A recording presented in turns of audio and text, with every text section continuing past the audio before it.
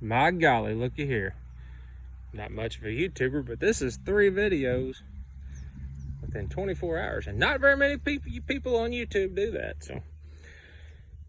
So I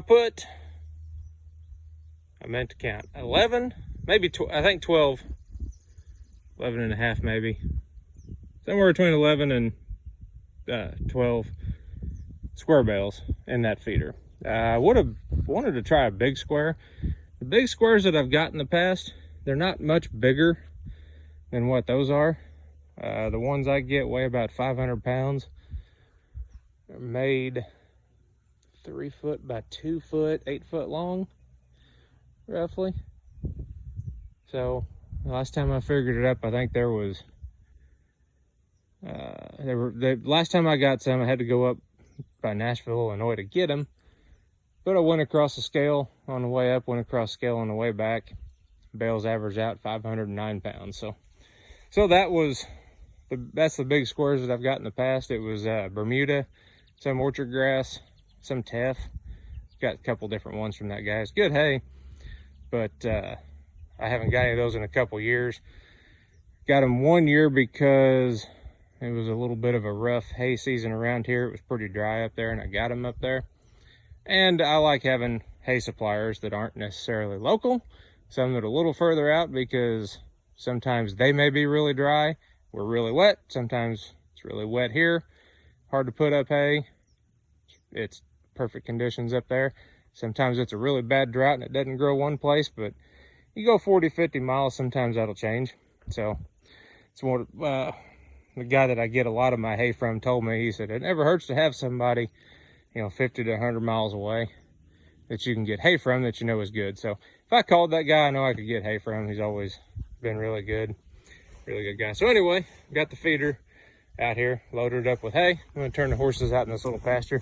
There's not much of a pasture here, and which is good because that's what I want. So anyway, you can see my little chain hook idea.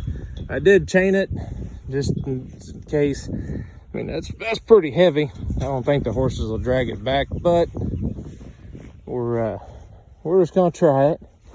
So got it loaded with hay, and on this they'll probably actually eat through here a little bit, which is fine. This is all about testing it, see what happens. Did one little addition today. I tied a hay string onto the chain because I found out that when you open these end gates, I've always just messed with it on flat ground, didn't think about it, but when you open those, they're gonna swing back shut if it's on a pitch, which as you can see, we're at a double pitch here. So I actually tied it to that so I could tie it to the gate to hold it open and throw the hay in. Back to my whole flat roof from the other videos, I'm on a pitch again. Water's gonna run right off of that. So I don't think it's supposed to rain for a couple days, but I just wanna see kind of what the hay does. Kind of look at the ground here, a lot of dead grass. I mowed this off with a finish mower the last couple weeks just to get it short so I could test it out here. Plus Charlie's been doing some baseball stuff. That's his target. And I've been standing up there throwing balls to him, grounders, pop flies, line drives. And his goal is to throw it right at that target. Because I've actually been throwing from up here because my shoulder's not real good for throwing baseballs. Lift a 60-pound dumbbell with one arm over my head, but throwing a baseball is a different story. But I put that up there. He has a target to throw at from back here, and it's working quite well. That right there is a mess up from mowing with a bucket on the tractor. And I kind of clipped the side of the barn, busted a couple boards out, so had to replace those. So anyway, we'll get back to this. That's what I got. I think it's going to work. We're going to turn some hay consuming experts out here in a minute and get their opinion. They're good seasoned trail horses. They know a lot about eating hay, and we'll see what they think. Catch you later.